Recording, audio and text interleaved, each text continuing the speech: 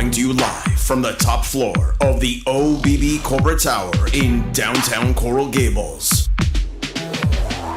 You're listening to the top-rated American football podcast in countries that don't play American football. Ain't that some shit?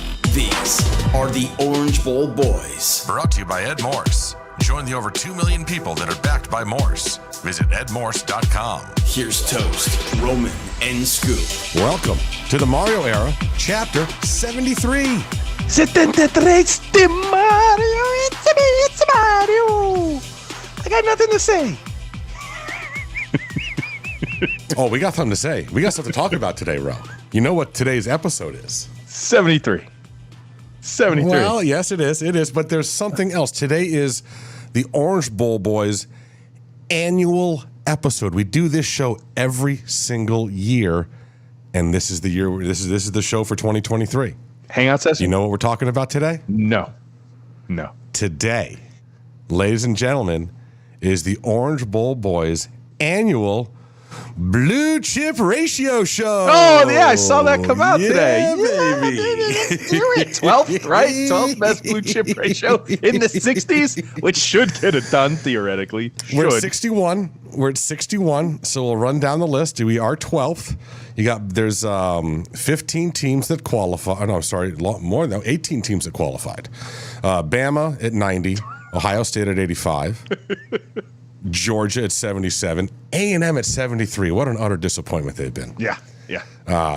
Clemson at 72, LSU at 71, Texas at 70, Oklahoma at 70, the Ducks at 67, Mario's old squad. Thank you, Mario. Notre Dame at 65, Gators at 64, Canes at 61, then Penn State at 55, Michigan at 54, USC at 52, and Auburn at 51.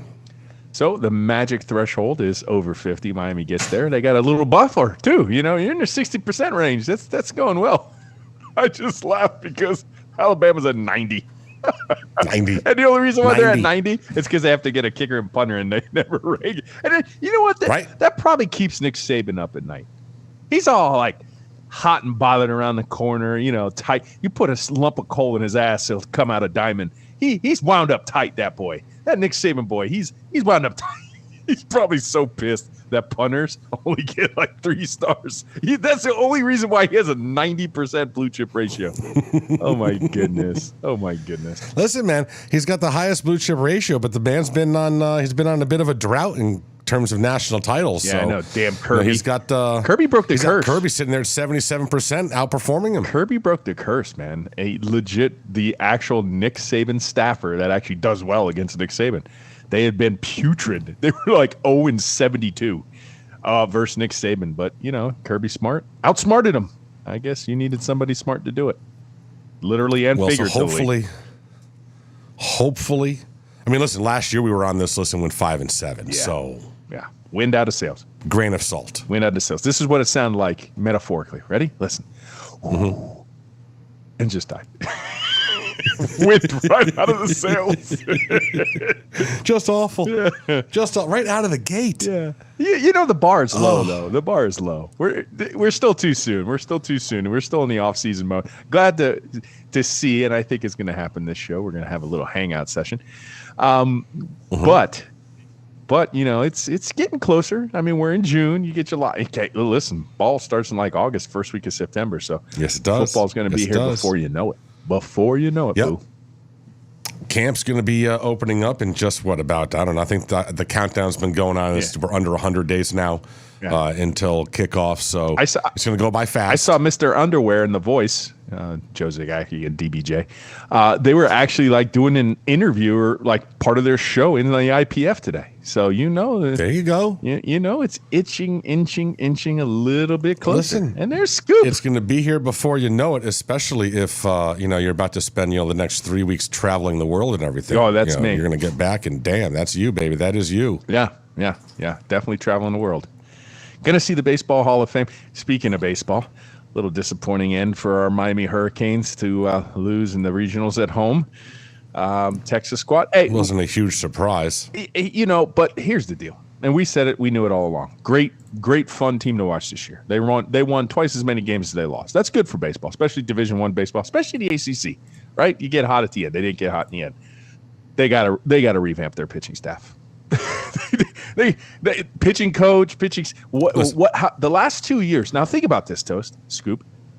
If you didn't have Palmquist as a starter last year, we've had an abysmal starting staff the last 2 years, right? Palmquist saved us a little bit, and that was a guy that was and they tried to do the same thing with Gage. Got to do better in terms of Got to do better in terms of the pitching staff. And we didn't go down to Green Tree because Mr. Green Tree, let's go. He's here, so if you want to hit that, hit it. Line 72. All right, so in Scoop, just so you know, we started the show off with the announcement that this is the Orange Bowl Boys annual Blue Chip Ratio Show. It's the Blue Chip Ratio! Really? Still? Well, it just came out this week. We're still doing this? We're number 12. We're at 61%. Okay. So, as we've said, we do less with more better than anyone in the country. Listen, we were on the list last year and went 5 and 7. So, Ro, listen, I will say this.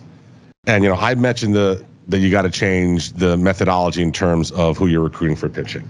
And you guys, especially Scoop, always come back with, it's not their fault. The scholarship thing has them handcuffed. And you're 100% correct. Mm-hmm.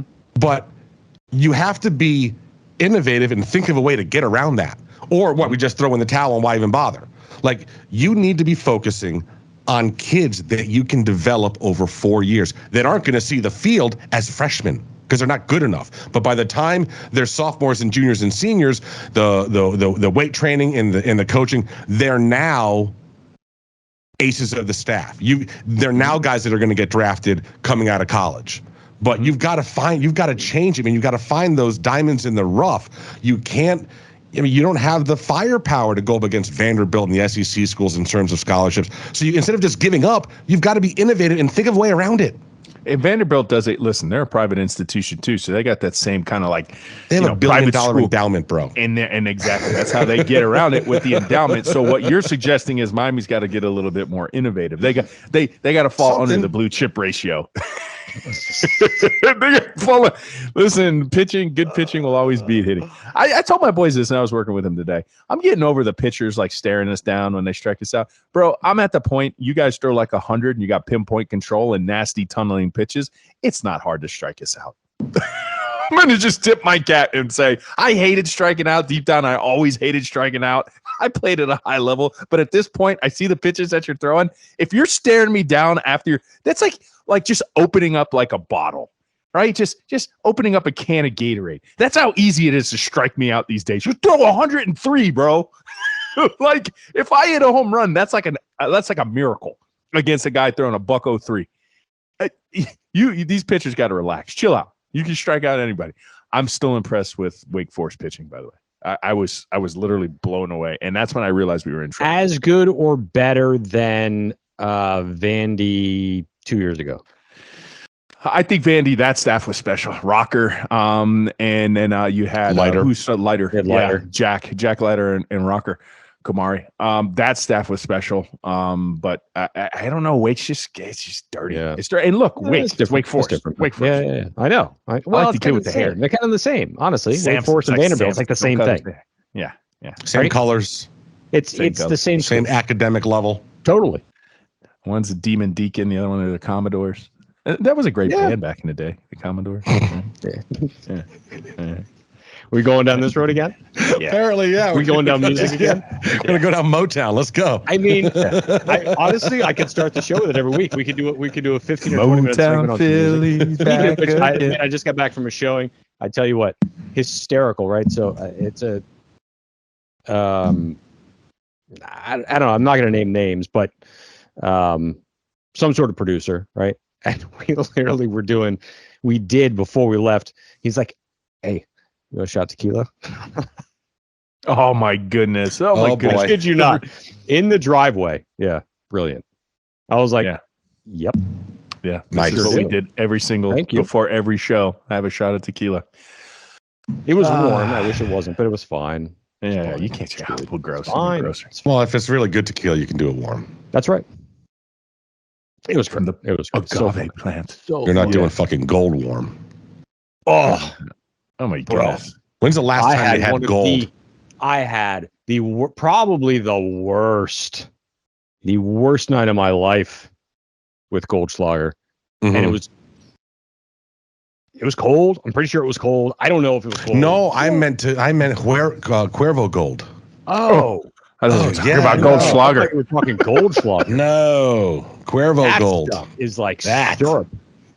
Gasoline. You remember that? It was Jaeger gasoline, but like Jägermeister was even worse. Like who got that popular? Yeah, it's like this is worse than that cough syrup that you were given as a kid. Jaeger bomb. So much Jaeger bomb. What? There's gold flakes in it. Yes. Oh, and Goldschlager, Jaeger bombs, Jägermeister. Mm-hmm. Never thrown up so hard in my life. Really?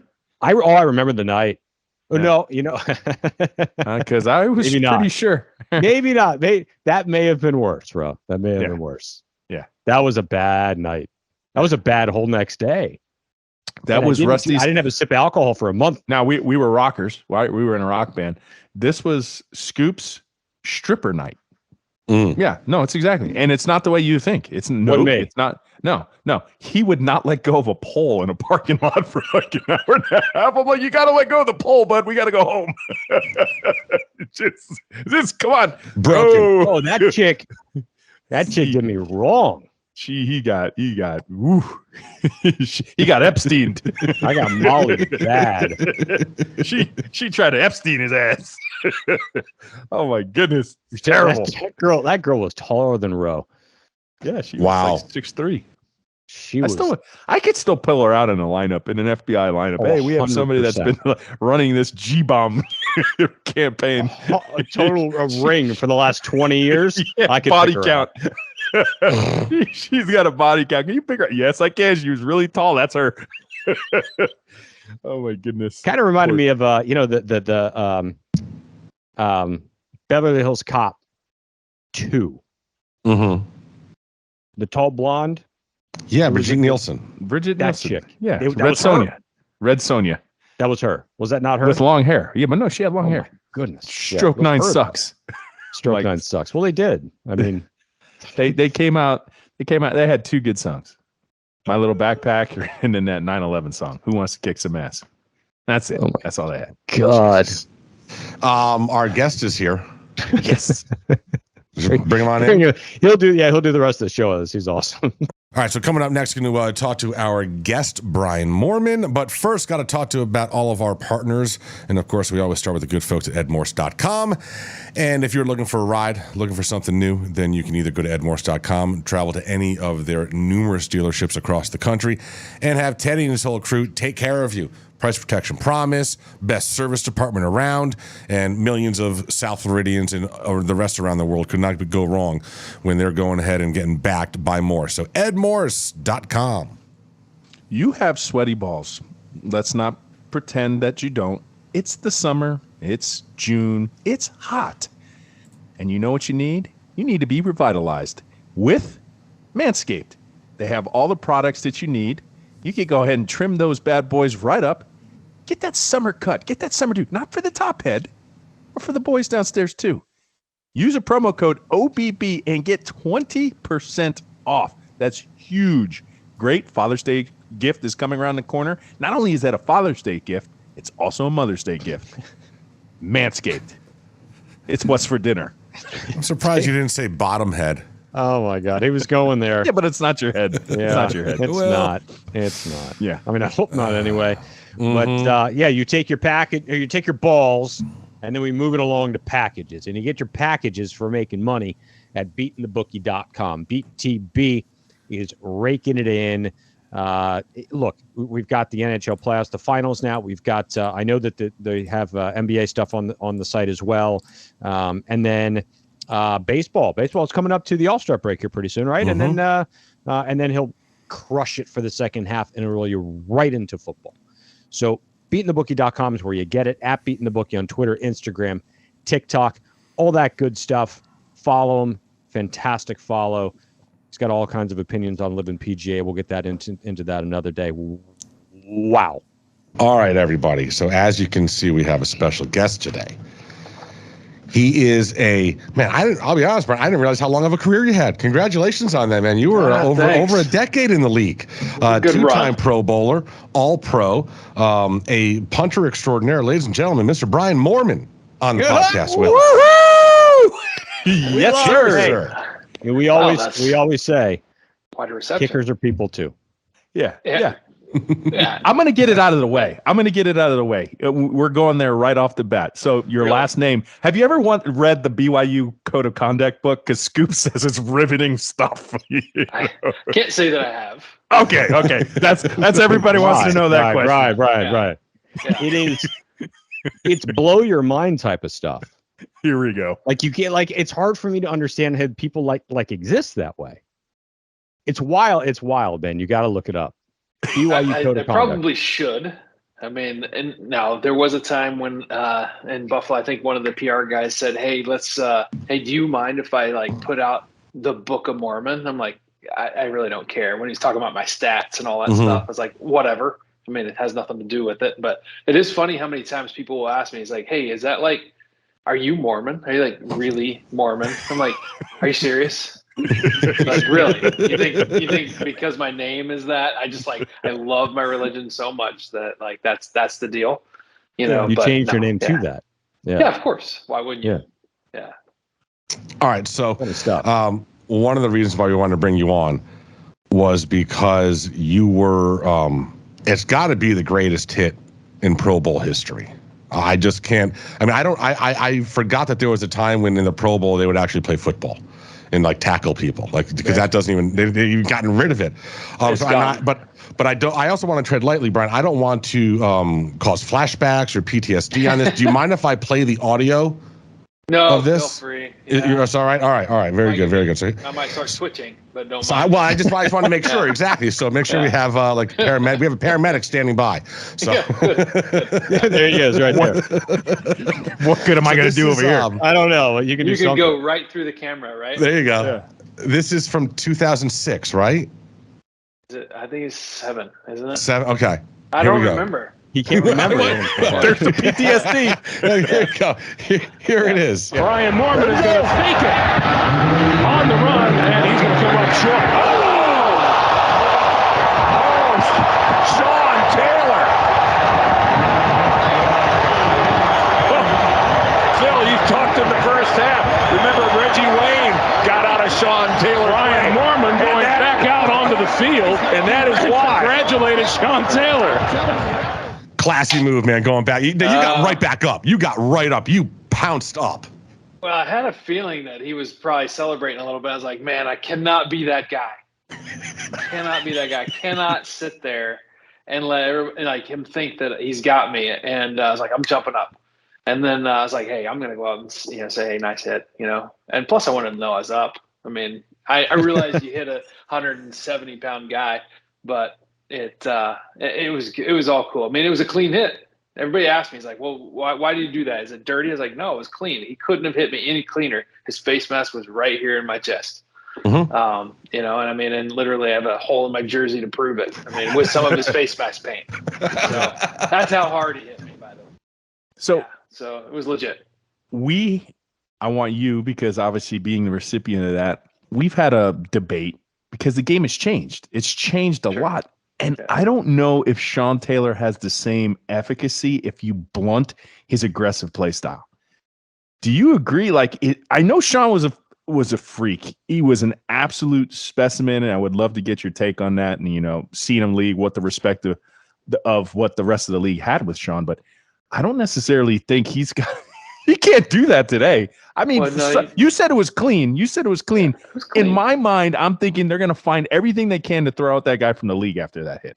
Maybe. I mean, it potentially. I will say this. I don't know. I was running the ball. I became a running back. I wasn't a punter anymore. So from that standpoint, probably would have been okay because they would have reviewed it and put it in slow motion and saw that his face mask was in my chest. It wasn't in my head and all that stuff.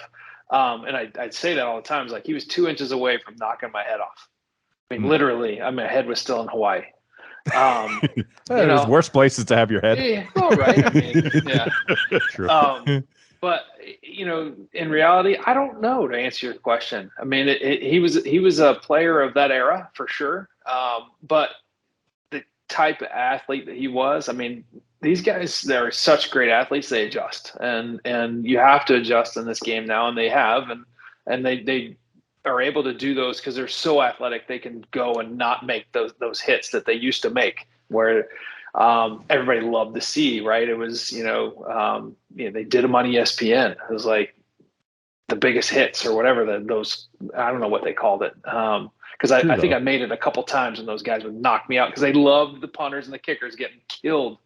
Whenever they were doing punt returns or kick returns, it was like, anytime you could get one of those guys getting killed, then that was great. It was come on, man, or whatever that hit was on ESPN. Come on, man. Guys did. Yeah. So, so I made that like 3 times, and that was probably the biggest one. Yeah.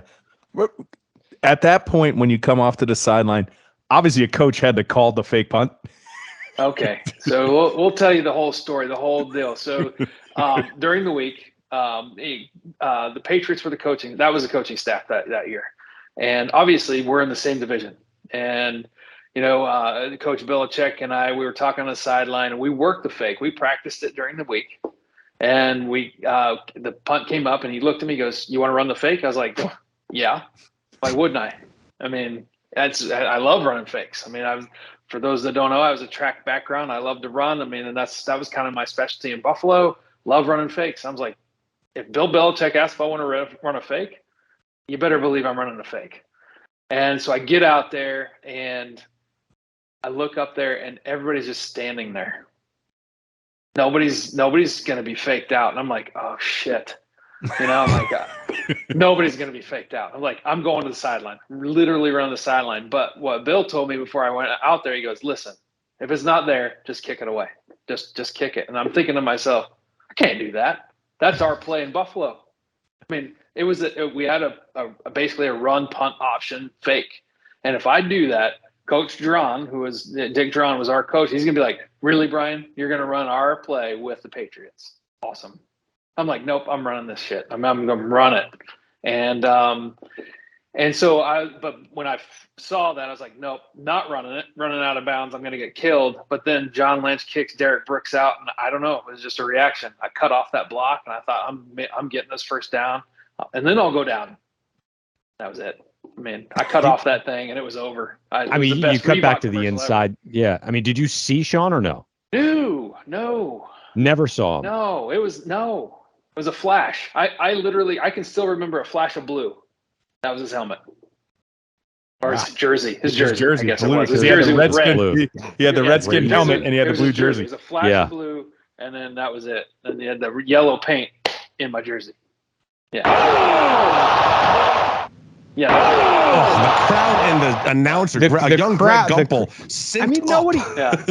You know what should play it? Who runs fakes in a Pro Bowl? That's Bill Belichick. Thing. Like, right? So close. But that's when you can have fun. Close. Yeah. It was so close. Yeah, so close. And everyone's like, "Did you get the first down?" I was like, no, I didn't. I didn't even hold on to the ball. Yes, it went out of bounds. Yeah, it popped right out. Yeah. When I heard that audio toast, you know what vibes I got? I'm about to go there in like 2 weeks, and I'm about to see it too. The Roman Colosseum. It's like that was the moment the lion kills the person. Yes, and they're all jubilant. Yes, the lion got him. You can see Caesar with his chalice right by his neck. Thumbs up. Thumbs up. Yeah. Leg. Oh, the emperor loves it. Dude, that's what I'm like. It's so gladiator-esque. If you play that just a little bit longer, you'll get the Japanese version. With those guys on color commentary, they play it, and it's actually pretty comical. Oh, that's funny. That's great. It's pretty funny. Yeah. Sean Taylor Aurelius, decimated Moorman Aurelius. Well, listen, man. We talk about that, but I also don't want to think that just diminishing your career at all. I mean, I was looking up your stats, and I don't know if you even know this. So there's only one Hall of Fame punter, and that's Ray Guy. Correct. I do know that. You, for all the punters that have ever played at least 50 games, according to Pro Football Reference or Pro Football Stats, whatever it was, you're the 15th greatest punter of all time. It's a lot of guys. A lot of guys have gone out there, bro. Like, yeah, that's good impressive. shit. Yeah, and I'll take that in Buffalo. Yeah, and let me ask you this: right? There's one guy that is rated above Ray Guy, not in the Hall of Fame yet. Would you, as a punter, do you think you know who that is? Just finished his career up recently. Shane. Yep, Shane. Yeah. And it's like he's significantly better than Ray, stats wise. Like not even. Well, really he close. crushed it. I mean, he crushed it. He was, he from day one. He was out. He was crushing the ball. That was always that was the bar. Every year you're like, all right, I gotta stay up there with Leckler. I mean, it was just like we got to be up there, and so I think he went to 7, 8 Pro Bowls, whatever. Mm-hmm. But it was like every year I was like, okay, well, I guess I'll be his alternate. It's like if Shane gets hurt, I get to go to the Pro Bowl. But no, he was awesome. He had a great career. He'll be in the Pro Bowl or in the Hall of Fame. I'm sorry. What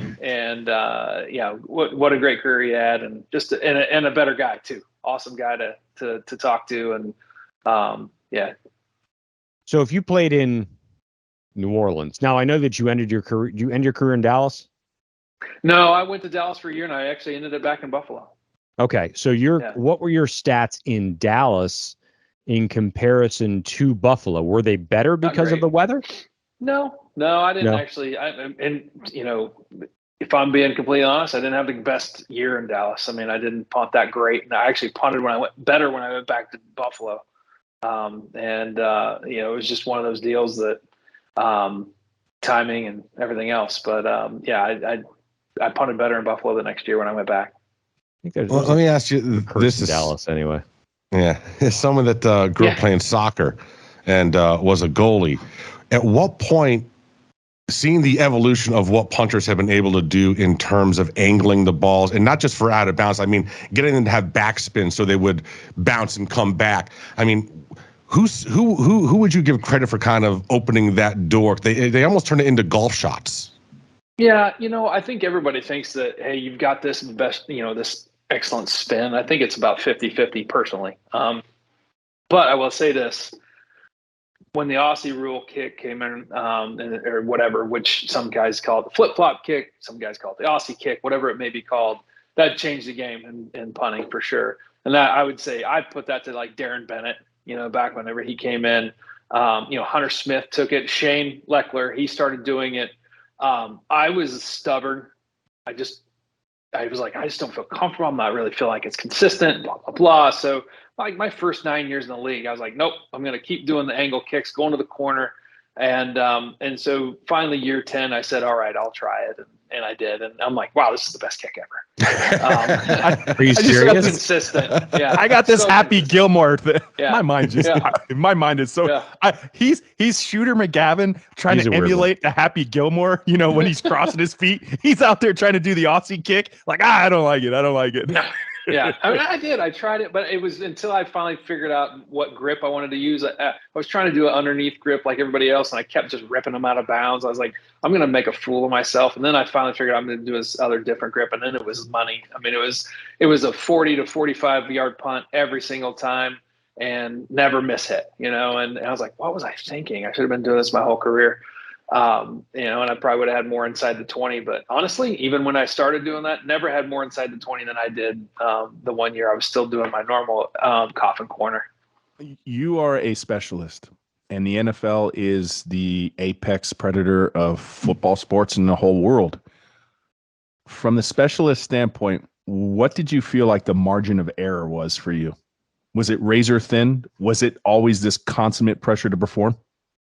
Well, yeah. I mean, you only have so many times you're on the field. I mean, everyone talks about that. They're like, well,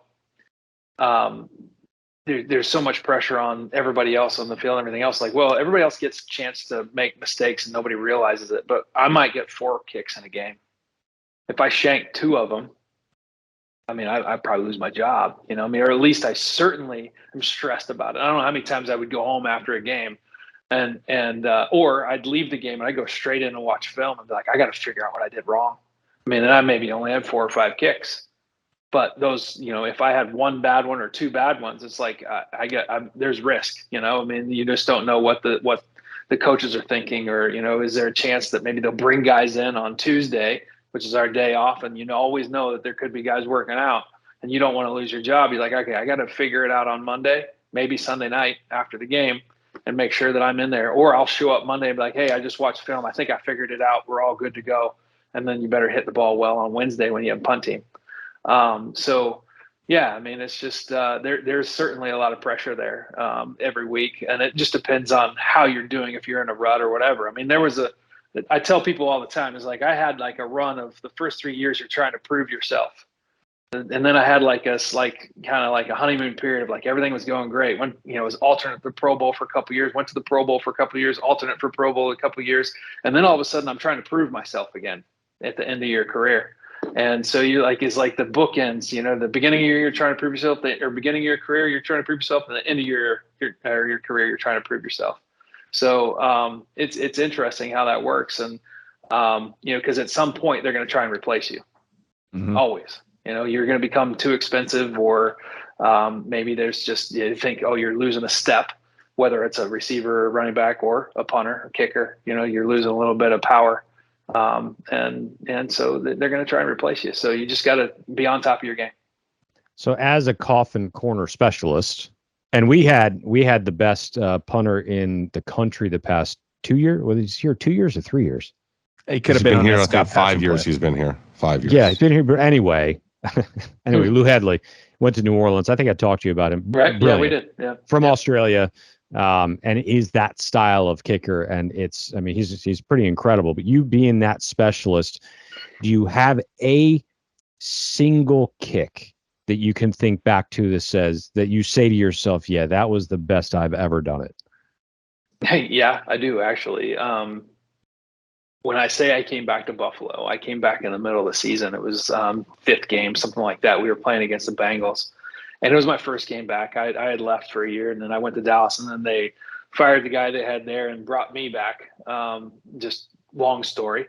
At any rate, it was my first game back, and I didn't get the punt until literally there was 12 seconds, 13 seconds left in the half.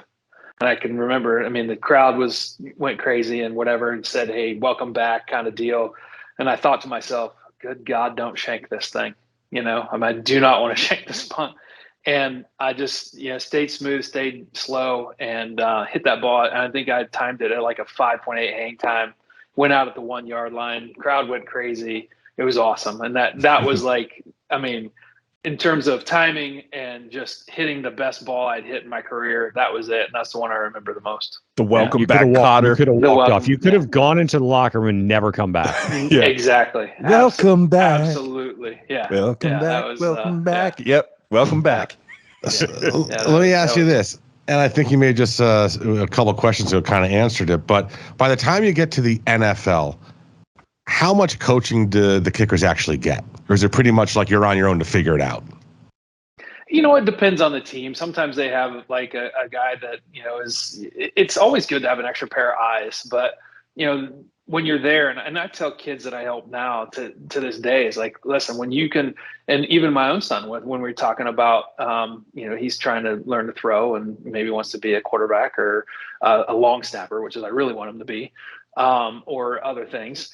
But when you can start coaching yourself, then you're in a better position. When you can start feeling what you're doing wrong, then you're kind of at a next level, right?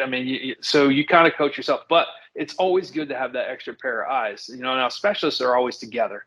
So the kickers, the punters, the snappers, we go out and we work together all the time. It didn't used to be that way. The snappers used to be my first year, I think I had 8 snappers my first year in the NFL in one season.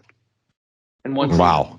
I kid you not. Yeah. We started out with a rookie tight end, went to another tight end, went to a center, went to another center, went to another tight end. We went through them, and then we brought in a couple free agents because everybody just either got hurt or they just weren't snapping very well. So I'm like, my first year in the NFL, I had like 8 snappers in one season.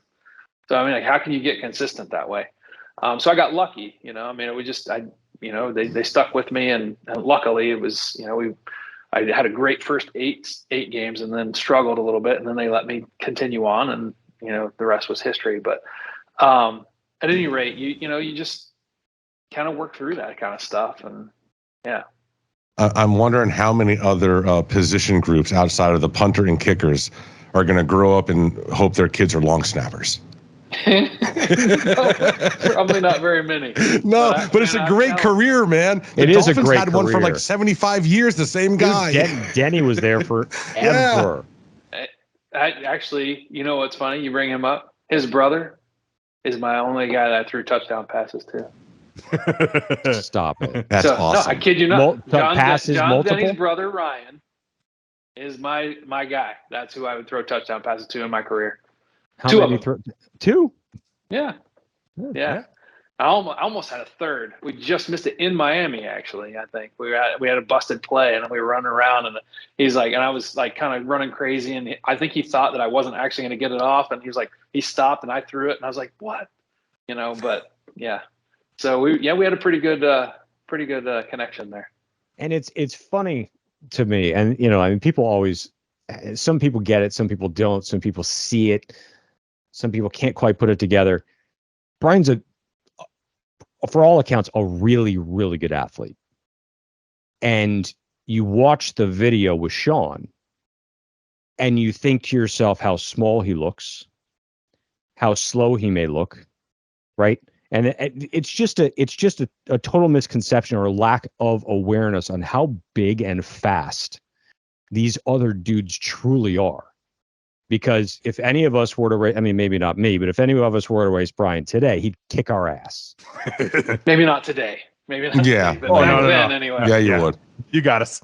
But you know what I'm saying though? Like a very good athlete in his own right. So it's wild that you have this misconception, then you see that, and I think back, I had a good friend of mine who was a kicker for Michigan State for a number of years, actually played for Saban, and such a good, like a stupid athlete, how good this dude was athletically, and he was a midget. You know what I mean? Like it was it's crazy to me. It does kind of make you aware of how good they are. Well, it's unbelievable, honestly, how solid these guys are, and the amount of power and speed they have. I'm not a big guy, to your point. I mean, I was a track guy in college, for if you didn't know or whatever. That's why I went to college. I went to run track, and that's why I loved running fake punts. And I played quarterback in high school. I wanted to play in college. I wasn't big enough, whatever. So I wanted to get a scholarship, so I went and ran track. So then I walked on the football team. Walked on as a kicker. They didn't have a punter. I became the punter. Everything worked out, right? But in the meantime, I was like, I'm always telling coach, let me fake.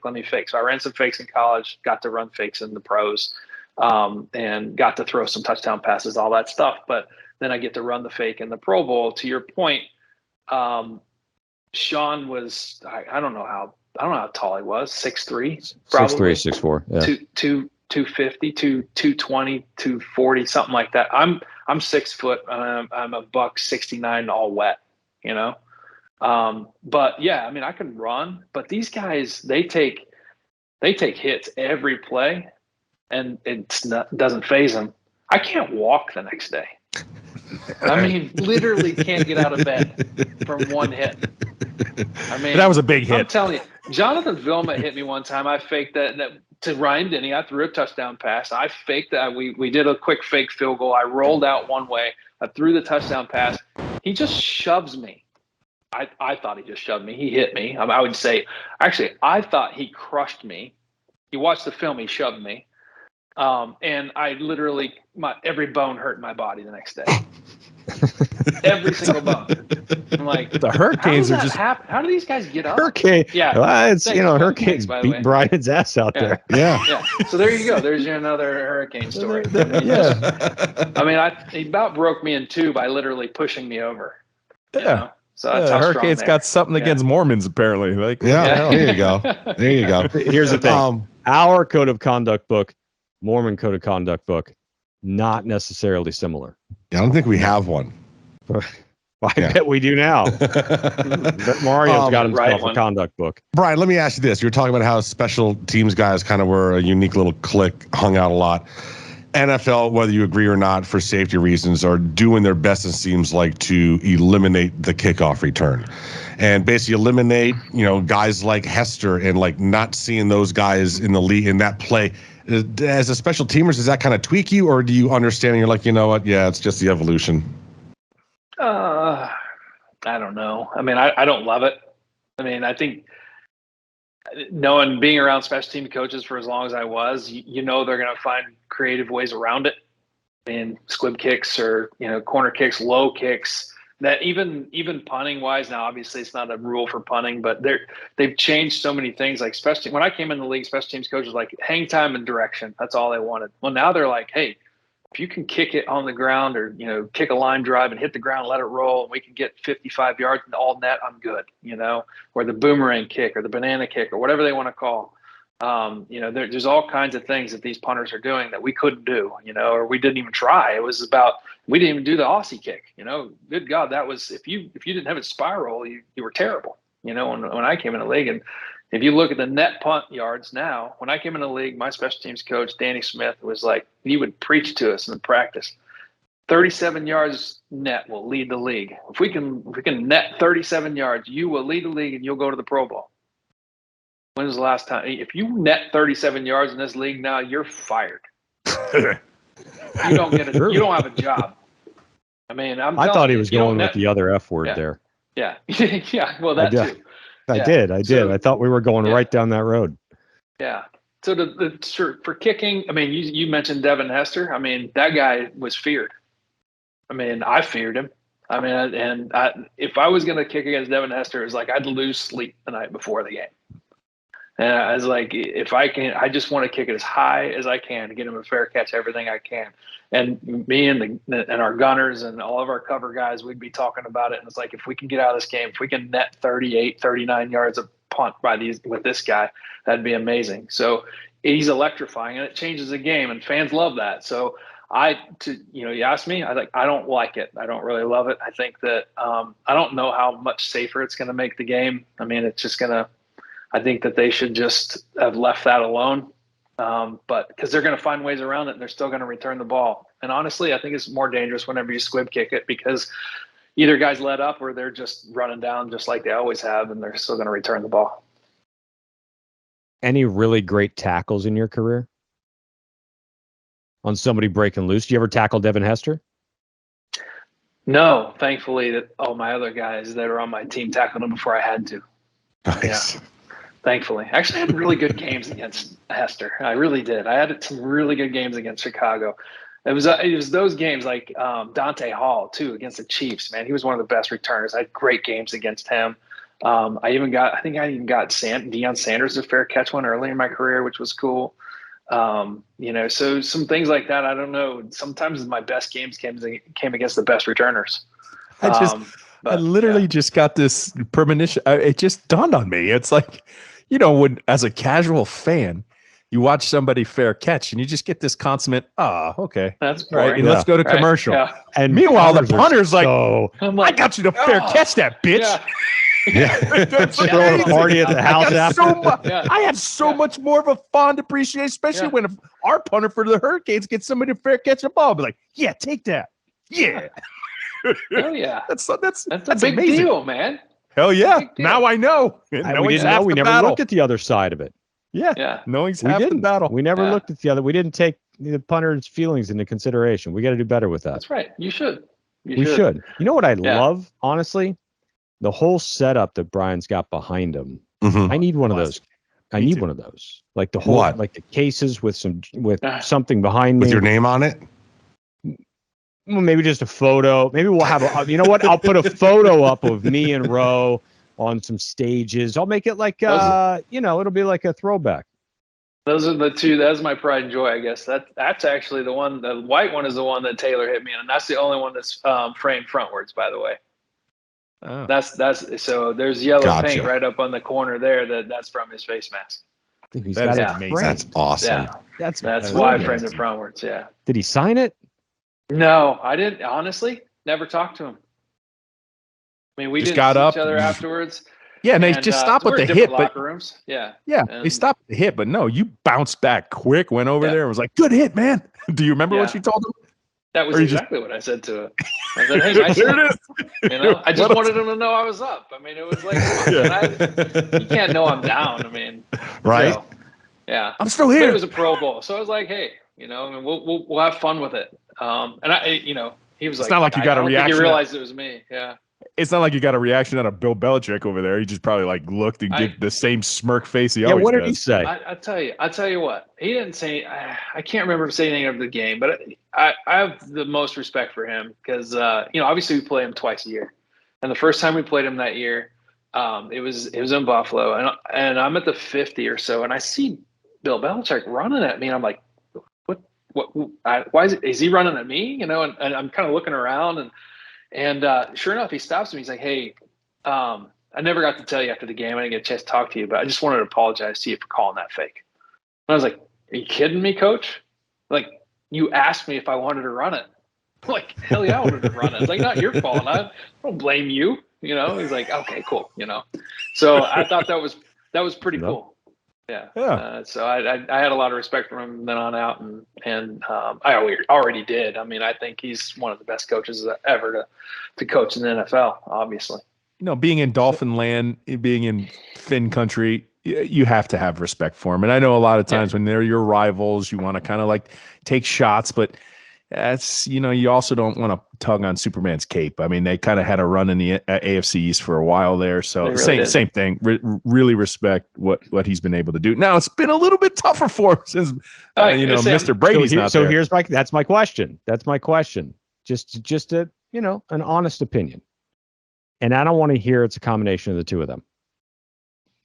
Is it Bill or is it Tom? Are you asking me? I'm asking you. I don't care what these guys have to say. Oh man, I don't think you can. God, you put it. You make it tough. I did make it tough. That's right. I really do believe there's a combination of the two. Okay, I'll say more Bill or more Tom. Well, I mean, shit, guys. I mean, Tom went and won a Super Bowl, and that's what everybody wants to say. But Tom was also supported by, they brought in everybody that they brought in to build the team around him. So, he threw touchdowns to Troy Brown, for God's sake. I mean, he's had the equivalency of like a church flag football team at wide receiver at times. That's true. He had the Randy Moss year. That was phenomenal. And then after that, they lost. Like the Julian Edelmans of the world, the Wes Welkers. I mean, they're great players. Don't get me wrong. But listen, Wes Welker was not a bad receiver. I mean, come on. No. And I will say that. I mean, he took away my best punt of my life because I punted one from the one there, and that kid ran full speed, caught it over his shoulder, which is not easy, by the way. And I swear to this day that would have been the longest punt ever because it would have hit and rolled out at the one, and I punted it from the one, and I was like, "Are you kidding me? You're really going to catch that right now?" And he returned it back to the other 48. I'm like, now I'm only going to net 47 yards on this because of Wes Welker. You kept your job. Thanks, buddy. It's more than 37. Hey, listen, true. Exactly. And you probably made the Pro Bowl that year. And listen, he wasn't a Miami Hurricane. I know he went to Texas Tech, I believe. So, but he was from the Miami Dolphin. Yeah. So another Miami connection. Boy, he's a coach now here too. And he's a coach there. He was a really good receiver. Yeah. No, he was. Yeah. He was. Yeah. Who's better? We talked about this. Edelman or Welker? Or Steve Tasker? Gotta be Welker. Tasker. Not a receiver. Yeah, he goes Tasker. He went old. He went old. Yeah. That dude was the forerunner. I don't know. I can't even think of the big helmet. Remember when he got the extra protective on the helmet? That was Kelso. That was wasn't that? What? Oh, I thought that was. I thought that was BB. Oh, it was BB. No, I think it was Kelso. Was it Kelso? The same guy, not the same guys. Holy shit! Tasker and BB, the same person. BB was no. Tasker was he was our 8-time Pro Bowler. Yeah. Yeah. Did he? One of the best ever. Kansas guy. Yeah. Did he make the Hall of Fame? Not yet, but he should. He should. He absolutely should. Yeah. And he will. I think. I mean, now that he's got to go to the senior thing, but they made Zach wait a crazy. He's on the Zach time. Thomas plan. Yeah. It's like insane. Yeah. So, but eventually, I mean, I vote for him every year in my mind anyway. He certainly deserves it. Yeah. You get a vote? No. But I was just saying, he's got my vote. What's your relationship with the Bills like? Do you still do like alumni stuff with them, and you still get up there for any games? Get up there as much as I can. Yeah, I mean, we anytime I can get up for a game, it's awesome. We still have honestly, I have a great group of fans. They still have Coffin Corner, which they've been doing since I played. They have a big cutout of me punting, and they've been calling it Coffin Corner since like my 4th year in the league or something. So it's been almost 20 years that they've been doing this tailgate. So anytime I get there, I go hang out with those guys, have a couple beers and chicken wings, maybe dive a few through shots. A table. Dive through a table. There you go. Those guys are awesome. They're the best. They're good become fans. Really good friends over the years, and so it's always good. Our fans are the best. I mean, no offense to Miami fans. Oh no offense taken. No, I wouldn't. We're as fair weather as it gets. All right, fair enough. I mean, we do this show, but I am a Miami Heat fan now, by the way, so I will take that. There you go. They're losing at half, by the way. Oh, they are? Yeah, they're down at half. No, they're in the third, down 7. Okay, all right. Got them right where we want them. Yeah. That's right. It doesn't matter till the end. That's what I've figured out. So last 5 minutes of basketball is all that matters. Seriously, I don't watch anything until the I'm jinxed. I jinx them. The last game 2, we wouldn't watch until the last 2 minutes. Because the first game they were up 3 in the first series, in that last series. We watched every game and they damn near lost the whole thing. And so we're like, all right, we're not watching. We watched game 1, they get blown out or whatever. So game 2, we didn't watch it until 2 minutes left, and they damn near gave it away at the end. I was like, they did. I'm not watching another game. So since we're on here, I think we're going to be okay. We should be all right. Are you a Jags fan now? Yeah, I mean, I think, we live here, so it's fun. I root them on. And, it was a little different. I had a lot of guys when all the Bills coaches came here and coached. So I had a lot of guys that were friends that were coaches here for a while. So I really, really was a big fan. And that's kind of whenever I became a fan there. And then my son Cooper's grown up a bit of a Jags fan. He's diehard Bills fan, obviously, but being hometown kind of thing now. So we still root them on. Know some of the guys playing there, so that's always fun, and root them on and support them, and then some of the executives and front office guys. So yes, that's a long answer to say I do root them on, but it's not my Bills. How was the public support when Urban was there?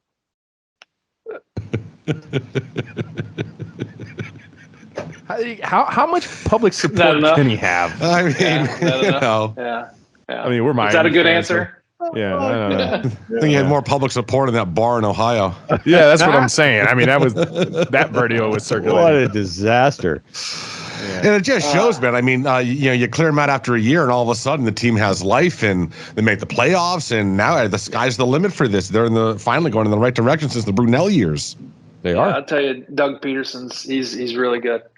He's just very well respected and well respected in the locker room, which I think is always half the battle, and then well respected in town. He's just a great person. I mean, why did he get run out of Philly? But I mean, it was a quarterback thing, wasn't it? He didn't want to go with Jalen Hurts. I don't know that answer. I mean it's just the whole, the circus, the tilt-a-wheel, whatever, of coaching carousel, the whole thing. It's what it is. I know, and then I mean, Tomlin won a Super Bowl 93 years ago. He's still there.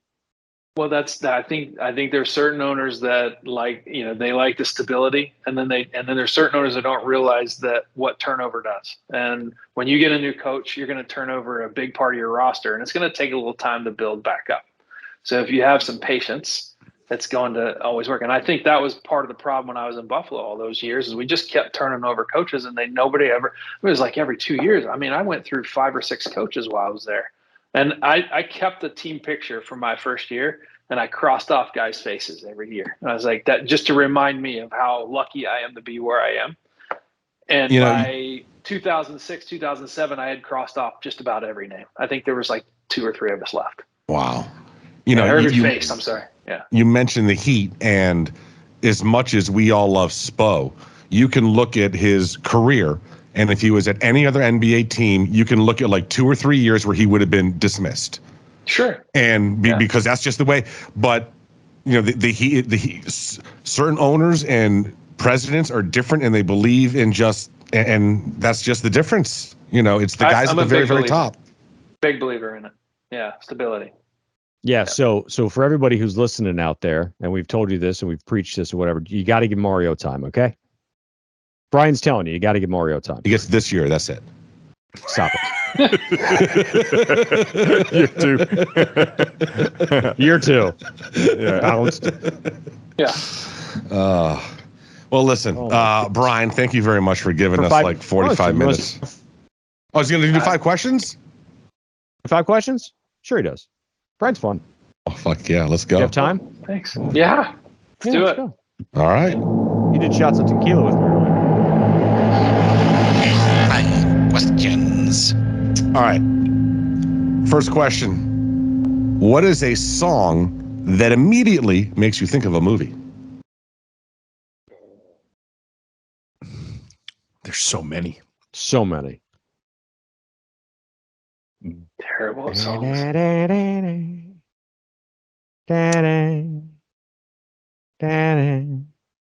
What is that? Take my breath away. Oh. See, he's going really Top Gun, Take My Breath I Away. am going Top Gun. I mean, what do you want me to do? I was thinking Kenny Loggins' Highway to the Danger Zone. I mean, that's like, that was the first one that came into my mind, though. Shoot Top Guns. But I figured that you would say it, so I did. Of course. Talk to me, Goose. Talk to me, Goose. I'm thinking Aerosmith in Armageddon. Yeah, we talked about. Don't want to miss a thing. Yeah. It's a good one. Their first ever #1 hit. Did you know that? It took them that long. That was Aerosmith's first ever #1. Dream On got to #2, except that guy Michael Jackson was ahead of him. Yeah. Yeah. Random facts. What's your answer? You got an answer? Come on, Brian. You still I thinking? really don't. I know. No, I'm Yes. terrible at music. Yes. All right, think of a movie you like. We'll come up with the music. Well, I got Guardians of the Galaxy stuck in my head and all the old that's music. a great so many soundtrack. good. Oh, they know all I that love, stuff. I like the whole Yeah. soundtrack. So I mean, we Yeah, just there watched you it, go. and then we went to the new one. So it's like, What'd you think of the that's new all one? those songs. What'd you think of the new one? I thought it was. a Say little no slow. more. Yeah, say no more. Yeah, little. The slow. Rocket backstory. Yeah. Yeah, it was okay. Yeah, I liked so 1, much. and I liked 2 was still pretty good yeah. too. Yeah, the 3 was a little slow, but I mean, I love the characters. I mean, but that being said, yeah, a little slow. Yeah. So Question? yeah, I mean, I'm just gonna go with the whole I don't know. soundtrack. Did Toast give an That's answer? lame. Oh, yeah, Armageddon. Yeah, I gave an answer. Yeah. You got one row, or do I go next? Yeah, I went Kenny Loggins' Highway to the Danger Zone. No. Do you have a question? Question. Oh, no. I do not have a question. All right, let's see here. All right, we'll stick with the movie aspect, but without a song. What movie has the best ending? Movie The Game. that has Game is pretty. That's sick. Yeah. The Usual Suspects. Yeah. There you go. Ooh. Mystic River. Oh yeah. Dude, that's Fuck, dude, that movie's fucked up. Yeah. I was gonna say. I was gonna use Rose. You were? Yep. You got to come up with something else. I know. Oh, what the hell's the squeal like a pig? Training Day. Deliverance. Oh, I thought you said Training Day. But Squeal like a film. I got a question. I'm back. I'm in the question game, Toast. I got question 3. What do you got? What do you secretly judge people on? I could go first. All right. What color hair they have? You judge them on it? Yeah. Mm-hmm. What? Mm-hmm. What are you doing? What am I doing? What do you mean you're judging people on the color of their hair? I mean, what do you think of Brian? No, he doesn't have any hair. I can't judge him on his hair. He's bald. That's the point. He's like a skinny Hard Mr. toast. Clean. Or toast. No. Well, and that's exactly what I judge people on. I judge people on their fucking hair because I don't have love any. it. Yeah. I'm judging you the second I see you. No. I'm just saying, if you have purple hair, I'm questioning. Okay, so things. it has to be something other than blonde, brunette, or ginger. Can we call him ginger, or does it have to see red? No, you've said midget and ginger. I'm pretty sure You're trying to you're getting us everybody. banned. You're We're out. gonna be canceled. We're getting canceled. Yeah. We'll lose all of our sponsors. Yeah, it's little person and redhead. Okay, that's just what we're going with these days. All right, I mean that's fine. No. Yeah, I'm just saying on the hair. What do you secretly judge them on? Oh man. This is judgy. If they're in the, this is more of like a pet peeve for me. I mean, I judge them because of it. But if they're sitting if they're the first car in the right hand lane, I'm judging you. Okay, I like it. I just think you're a bunch of jerks. That's kind. Okay. Like, what are you sitting there for? I'm the second car, obviously, because they're not turning right. I need to go somewhere, and you're sitting there. Yeah. You're judging. Is it a right turn only lane? Who does that? Is it a right turn only lane? No. So you can be in that lane and still go straight. It doesn't mean you should be. I mean, you could. But if there's 20 cars in the middle lane, and there's no cars in the right lane, you can't just be the first car in the right lane. You shouldn't be. Fuck you, I am. It just means I'm that guy, Scoop. You're just an ass. I'm that. Well, call me an ass. I'm that guy. I'm not waiting behind 20 cars. I'm going to be first guy in line, and I'm going to take all your asses off the line. And I'm not turning right. And you can beep as much as you want, asshole. I'm not moving. Well, see, that's my second, and we know this is my worst pet peeve, but I do it on purpose now. I've told you this. Like, I sit. So Brian, I'll wait at a stoplight. I need to make sure that cars aren't running through the lights, right? So down here, I don't know what it's like in Jacksonville.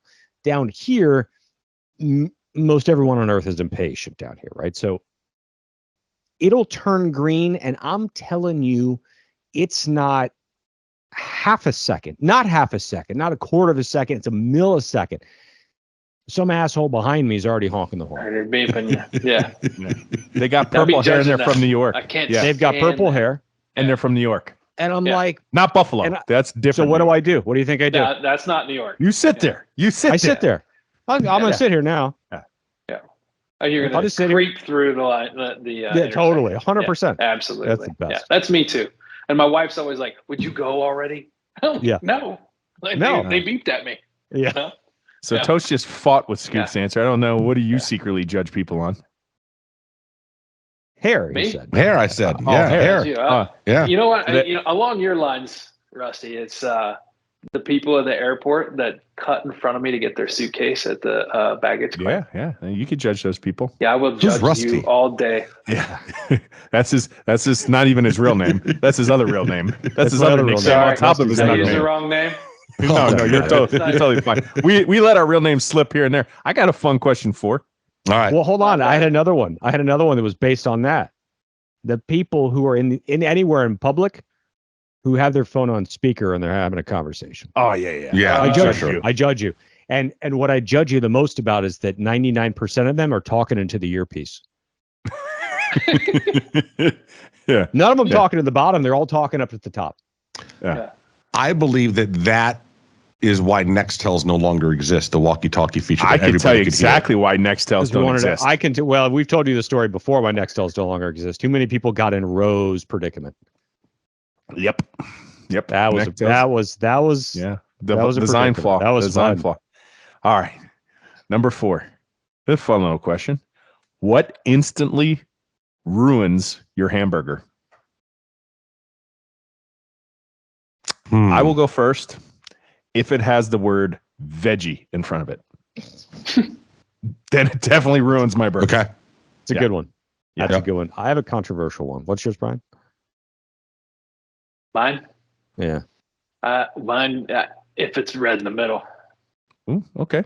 No moon. All right. Yeah, now, but on your steak, though. Now, what about your steak? Are you cooked? Oh, I'll eat that medium rare. Yeah, good man. Hamburger, good man. no go. All right. It's like it's because it's like super mushy. Yeah. Yeah. It's just I'm that not big on ruins the burger. Yeah. Yeah. And there's our show title. Oh my God! I was just gonna write it down. We always come up with the show title organically every show, and it just happens to be a statement. And there it is. Two of us immediately went to go write it down. Not big on coli. Oh, that's amazing. I love 5 questions. Toasty, what ruins your burger, buddy? This is going to be very controversial. Okay. American cheese. You can put any other kind of cheese. Gosh. Swiss is fine. What's wrong with you? American cheese is the nastiest shit-ass cheese on the planet. Come on. Please. Well, not if it, wait, hold on. There's a difference. How about white American? You got come on. White American. Get him. Yellow American and white American. Yellow All American. American cheese is trash. White American's But fantastic. just like the craft process stuff, not like the good stuff. Well, they don't put. That's the shit they put on burgers when you go to a place. They put craft singles on it. Good stuff too. I like cheddar. I like Swiss. Cheddar's good. What about white American? White American is still. It's not as bad as totally yellow. Different than yellow American. It's not as bad. It's still trash. Listen, Americans make everything worse. Cheese is mastered by the friggin' French. Okay, pizza's mastered by the Italians. We just bring it. We Americanize it. It's true. You ever eaten pizza in Italy? I have. Listen, Yes. I will not. Yes. And you think it's better than pizza here? Yes. No, it's not even close. All right, it's not even close. It's not even remotely as good. What are you? I don't know where you ate it at. Apparently not good. I places. ate it all around. You want to say I ate it in Venice, I ate it in Rome, I ate it in Florence, I ate it in the Amalfi Coast. Well, you didn't go to the northern Italy. That's the issue. You didn't go to northern Italy. It's not really it's good. It's Italian, bro. So I'm gonna side a little bit with toast. I'm okay eating it on a hamburger. It's fine, but American cheese is trash. It is. Yeah. White American's much better. Yeah, there's so many better agree cheeses than American cheese. I agree with you. I don't like Swiss on a burger though. It's like bitter. No. Oh, mushroom and Swiss burger? No, Come on. Yeah. Ugh. Gross. All right, I'll give you mine. A little controversial as well. All right. Ketchup. Oh my What the goodness! fuck is wrong with you? What a weirdo! He's so weird. What do you put on it then? What do you use ketchup? Do you go dry? Because I my get the wife won't put anything on a Jesus, burger. What freaks? She won't What put freaks? anything on it. He said ketchup. You said American cheese. Oh my goodness! I don't like ketchup on my cheeseburgers. I eat it's mayonnaise and mustard. Mayonnaise. Mayonnaise and mustard. Yeah, mayonnaise and ketchup. Well, mayonnaise and mustard, but German? No, I mean it's Thousand Island. No. It's the sauce that they put on a Cuban when you mix mayonnaise and yellow mustard. That's the same exact thing. Mayonnaise they and put yellow on a mustard Cuban. is It's good. Yeah, it is. Mayonnaise Very and ketchup on a burger. On is a burger? awesome. Oh, That's the Wendy's way. Wendy's That's does the that. Burger King way. Yeah. Burger King. Do you use ketchup when you Who eat eats at Burger King anymore? Of course, I use ketchup with French fries. Gross. I will say fuck this do you about use? Burger Fries, King. you don't eat ketchup, man. Do you use mayonnaise for your French fries? No, I don't use any. No, My wife uses mayonnaise for her French fries. I have. like What that's is like, wrong with you fries. people? that's like What do you mean? 50. That's like 50 Your points wife on is your much cooler cholesterol. than you, every, obviously. like Oh, mayonnaise and French fries. Just at the Tommy It's Boy kind of line. gross. It's kind of gross. It's not. It's not good. Can All I right. even say that? you got one question left, or was that it? Oh no, We that's got one 4. more. That's Uh, four. that's Okay. 4. All right. Shit. You got one, last- Toasty? Um. All right, I Not really. thought of one before because but organically through the show. So, All right. and it's in honor of Brian because of his last name. Oh, sweet. What other last name that you could have Oh boy. would be a fun conversation starter? Oh. Oh, Like a real last name? Yeah, because his last name, obviously, he's gotten reference to it. Hey, are you Moorman when he's not necessarily Moorman? I think if you had the last name John, it's just, you're bound to talk some shit with that person. Okay. I think if you were called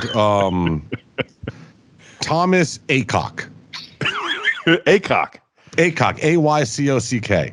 Aycock. Okay, that's definitely a conversation. Now think about the woman that meets him. Missing the letter N.